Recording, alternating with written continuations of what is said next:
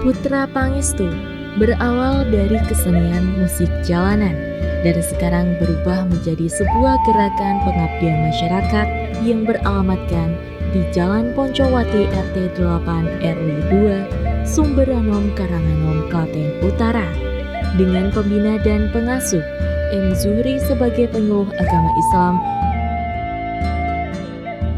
Putra Pangestu hadir sebagai bentuk keprihatinan kepada struktur sosial masyarakat, antara lain anak belum mempunyai bentukan mental emosional yang kokoh. Pada saat yang sama, harus berkelut dengan dunia jalan cenderung negatif. Hidup menjadi anak jalanan bukanlah sebagai pilihan hidup yang menyenangkan, melainkan keterpaksaan yang harus mereka terima. Semuanya diawali dari pada saat itu saya merasa iba, kebetulan kan tempat kreasi dia itu dekat dengan kantor saya.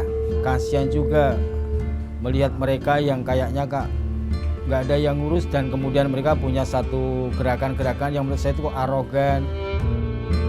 Setelah datangnya Bapak Yuri, banyak sekali kontribusi yang diberikan Bapak Yuri. Kemudian di situ Bapak Yuri menawarkan untuk adanya pengajian, biar kita itu di jalanan itu katanya biyen kowe iki ning dalan iki ora mung gleng wae. Kemudian kita diberikan diadakan pengajian yang rutin 1 minggu sekali di hari Selasa, setiap hari Selasa ya. Saya 2019 itu saya masuk penjara gara-gara kedapatan menjual dan menggunakan narkoba. Kelompok komunitas anak-anak musik jalanan yang mereka suka kreasi dengan musik angklungnya di pinggir jalan. Ini semuanya diawali dari pada saat itu saya merasa iba, kebetulan kan tempat kreasi dia itu dekat dengan kantor saya. Kasihan juga melihat mereka yang kayaknya nggak ada yang ngurus, dan kemudian mereka punya satu gerakan-gerakan yang menurut saya itu arogan. Alhamdulillah kan dapat pendapatan seberapa pun bisa bersyukur yang membimbing kami dari segi agama, tata cara dan berbicara. Ya bagi saya sih Pak Zuhri itu lebih seperti orang tua, bisa menjadi sahabat, bisa menjadi orang tua yang bisa mengayomi kita dan bisa menjadi sebuah. Kemudian sepanjang perjalanan pendampingan kepada anak Putra Pangestu, saya melihat bahwa ada di antara Putra Pangestu itu yang masih dan dia punya kebiasaan kumpul kebo.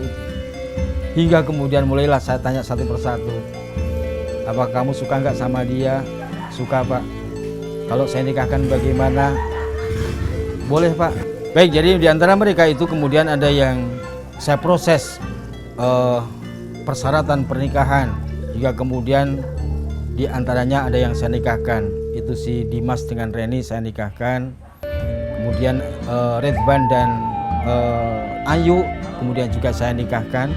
Walaupun juga dengan perjuangan yang berat, bahkan yang paling ekstrim adalah itu si Yuda sama si Emila itu. Yuda itu dulunya memang Islam, tapi kemudian dia ke Kalimantan, dia kemudian di sana ikut Nasrani dan dia murtad. Alhamdulillah ketika kembali ke Klaten dan kemudian telah bergabung ke Putra Pangestu dan ketemu saya, hingga kemudian Yuda itu saya semangati dan kemudian dia mau untuk mu'alaf.